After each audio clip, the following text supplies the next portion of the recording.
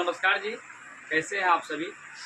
मैं आप सभी के बीच में गुरु नानक सर और सभी अभिभावक और हमारे फेसबुक और चैनल से जुड़े हुए सभी दर्शक को हमारा सुप्रभात।